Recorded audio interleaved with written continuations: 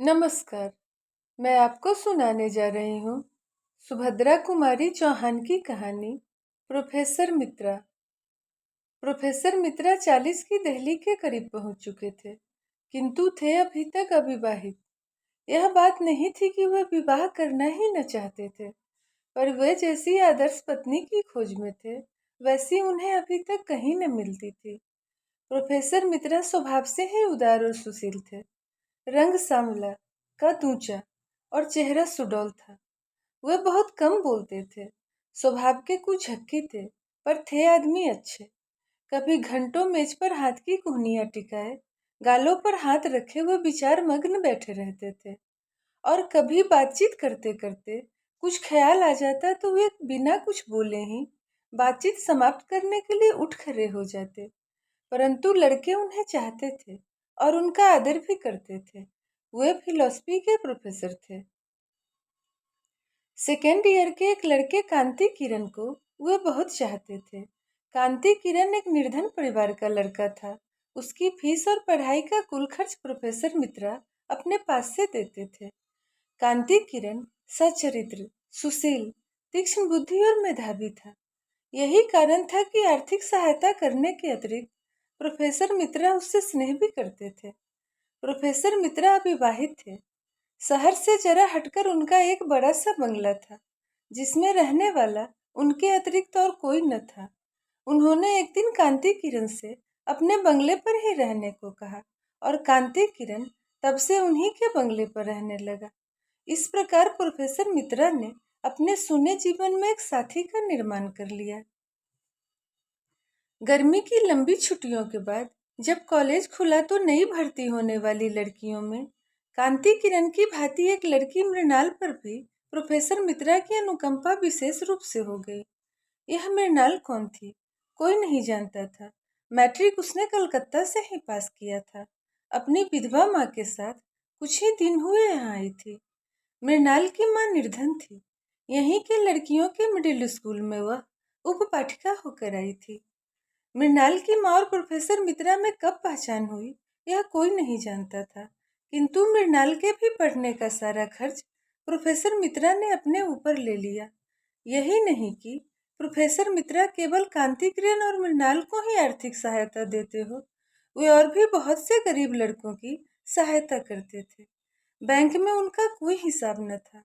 हर महीने की तनख्वाह उनके आवश्यक खर्च को निकालकर इसी प्रकार निर्धन विद्यार्थियों की सहायता में उठ जाती थी। वह प्रायः कहा करते थे, हर महीने मुझे इतने रुपए मिलते हैं, मैं उन्हें इस प्रकार न बांट दूं तो क्या करूं? न स्त्री न बच्चे, रुपयों का संग्रह करके मैं करूंगा क्या? मृणाल की माँ को महीने में कुल 30 रुपए मिलते थे, जो दोनों माँ बेटी के लिए सम्मान के साथ रहने के लिए भी पर्याप्त नहीं थे। परंतु प्रोफेसर मित्रा की सहृदयता ने उन्हें कभी किसी प्रकार के कष्ट का अनुभव न होने दिया। सजातीय होने के कारण उनकी घनिष्ठता बहुत बढ़ गई। सप्ताह में एक बार प्रोफेसर मित्रा मृणाल की माँ से मिलने जाते और मृणाल तो प्रायः रोज ही 1-2 घंटे प्रोफेसर मित्रा के यहाँ बिताती थी। मृणाल लॉजिक की छात्रा थी, जिसे प्रोफेसर मित्रा ही पढ़ाते थे। बड़ी अच्छी छात्रा थी। प्रोफेसर मित्रा उससे बहुत खुश रहते थे। मृणाल अपनी माँ की पहली संतान थी। माँ बेटी का रिश्ता जाने बिना प्रायः लोग उन्हें बड़ी छोटी बहन समझते थे। मृणाल के जन्म के कुछ ही समय बाद मृणाल के पिता का देहांत हो गया। तब से इसी प्रकार नौकरी और ट्यूशन करके मृणाल की माँ उसे इतनी बड़ी कर पाई है। अब उसे सबसे बड़ी चिंता मृणाल के विवाह की थी। जिस मृणाल को उसने कष्ट से पढ़ा लिखा कर पाल पोस कर इतनी बड़ी किया है, उसे किसी सुयोग्य वर के हाथों सौंपकर ही वह निश्चिंत हो सकती है। वह पढ़ा लिखा, कुलीन वंश का और खाते पीते घर का हो, जिससे उसकी मृणाल सुखी रहे। यही मृणाल की माँ की कामना थी। निर्धनता का जो कटु अनुभव मृणाल की माँ को था, वह भूलने योग्य नहीं था। उसी निर्धनता के दलदल में वह जानबूझकर अपनी बेटी को नहीं फंसाना चाहती थी। इसलिए तो मृणाल 18 वर्ष की हो जाने पर भी अविवाहित थी। मृणाल की माँ को जब मालूम हुआ कि प्रोफेसर मित्रा अविवाहित है, तो वह सोचने लगी कि मृणाल और प्रोफेसर मित्रा की जोड़ी तो बूढ़ी नहीं रहेगी। प्रोफेसर मित्रा की उम्र वैसे कुछ ज्यादा भी नहीं है। इसके अतिरिक्त मेरी मृणाल रानी बनकर भी तो रहेगी। एक दिन मृणाल की माँ ने निश्चय किया, वह प्रोफेसर मित्रा से उनके अविवाहित रहने का कारण पूछेगी। उस दिन शाम को जब प्रोफेसर मित्रा आए तो उसने साहस करके यह सवाल उठाया, मित्रा साहब, मैंने सुना है कि आपने अभी तक विवाह नहीं किया है। यदि आपको कोई अड़चन न हो तो क्या मैं जान सकती हूँ कि इस संन्यास का क्या कारण है? प्रोफेसर मित्रा के सामने ऐसा सवाल भी इस घर में उनसे कभी होगा, वह न जानते थे। बोले, मैंने आज तक विवाह की ओर ध्यान ही नहीं दिया। क्यों नहीं दिया, कह नहीं सकता। अब तक नहीं दिया तो अब तो ध्यान देना चाहिए। शाम को लौटकर जाते हैं तो क्या घर वीराना सा आपको अच्छा लगता है? प्रोफेसर मित्रा हंसकर बोले, नहीं, घर तो वीराना नहीं रहता, कांति किरण रहता है। अक्सर मृणाल आ जाती है, फिर नौकर चाकर भी तो रहते हैं। मृणाल की माँ तनी हंसकर बोली, नौकर चाकरों से कहीं घर आबाद हुआ है?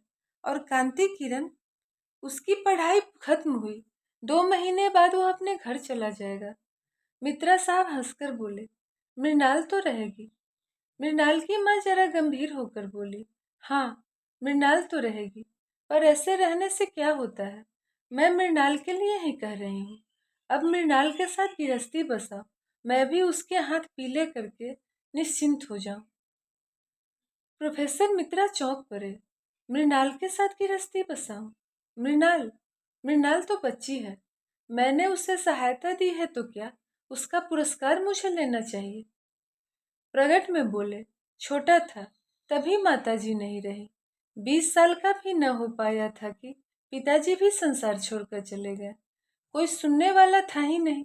न तो विवाह के विषय में कभी सोचा, न सोचने का समय मिला। आज 18 साल से यूं ही एकाकी जीवन बिता रहा हूँ। जीवन में किसी भी प्रकार का असंतोष नहीं है। अब इस उम्र में शादी करूं, अब तो बूढ़े होने में अधिक देर नहीं है। मृणाल की माँ बोली, यही तो शादी की उम्र है, बचपन की शादी किस काम की। और हाँ मित्रा साहब, तुमने मुझे माँ कहकर सम्मान दिया है, अब उस सम्मान की रक्षा भी तुम्ही को करनी पड़ेगी। मेरी मृणाल को तुम देखते आ रहे हो, बूढ़ी लड़की नहीं है। चाल ढाल, बात व्यवहार, रंग रूप में किसी सुंदर से सुंदर लड़की के सामने खड़ा कर दो तो कुछ ज्यादा ही रहेगी, कम नहीं। यदि तुम उससे विवाह करने का आश्वासन दे दो तो मेरी बड़ी चिंता दूर हो जाए। प्रोफेसर मित्रा गहरी चिंता में डूब गए। कल्पना की आंखों से बालिका मृणाल को गृहिणी मृणाल के रूप में उन्होंने अपने घर में घूमती हुई देखा। नौकरों से वह ठोक ढंग से काम ले रही है।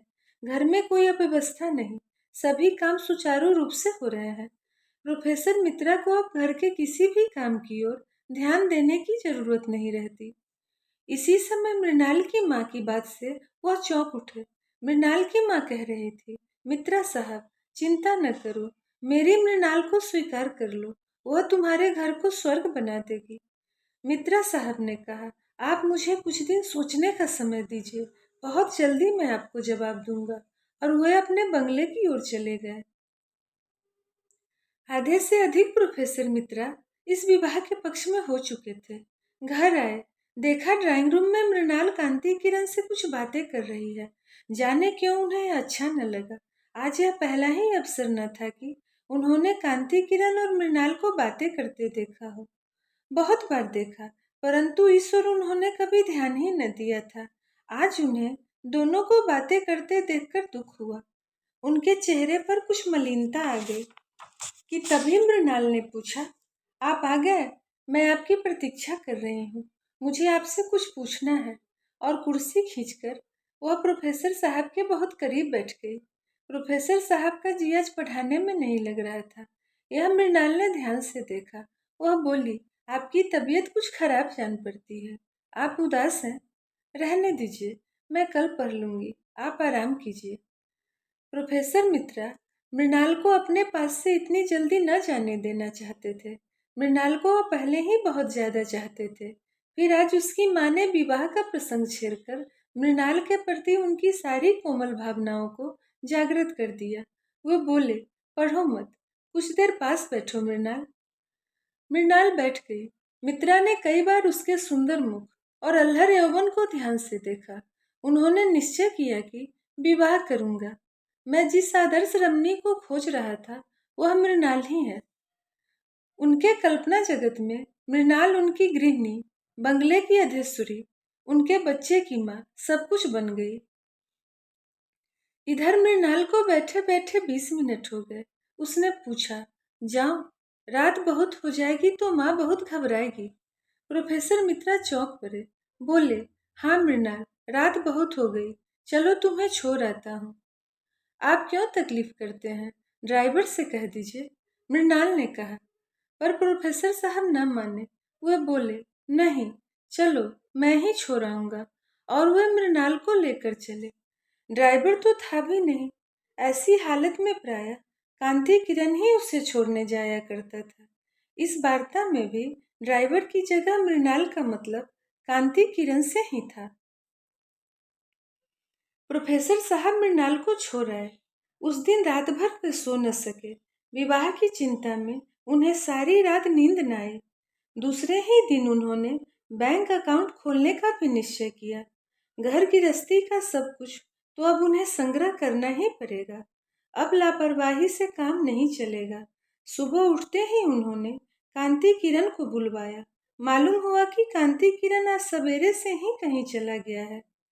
कांति किरण के द्वारा वो एक बहुत बढ़िया पलंग का ऑर्डर देने वाले थे। मृणाल के लायक उनकी समझ में उनके घर में कोई भी सामान नहीं था। सभी सामान ठीक और अच्छा बनवा कर रखना पड़ेगा। अकेले आदमी की बात और होती है और गृहस्थ की और। इसी चिंता में सुबह का सारा समय बीत गया। कॉलेज जाने का समय हो गया। उन्होंने भोजन किया, कार निकलवाई। उन्होंने सोचा कि पहले मृणाल के घर जाकर उसकी माँ को विवाह के विषय में अपनी स्वीकृति की सूचना दे दें, फिर कॉलेज जाए। विवाह करना ही है तो फिर देर करने से क्या फायदा। वे कार स्टार्ट कर ही रहे थे कि एक साइकिल सवार आ उपस्थित हुआ और उसने एक लिफाफा प्रोफेसर साहब को दिया। पत्र में लिखा था, माननीय प्रोफेसर साहब, हम दोनों यानी मैं और मृणाल अंतर्जातीय विवाह के नियमों के अनुसार आज विवाह सूत्र में बंधने जा रहे हैं। विवाह की रजिस्ट्री के लिए हमें आज कचहरी जाना पड़ेगा। अतएव आज हम दोनों कॉलेज ना आ सकेंगे। क्षमा कीजिएगा। हम हैं आपके आशीर्वाद के अभिलाषी।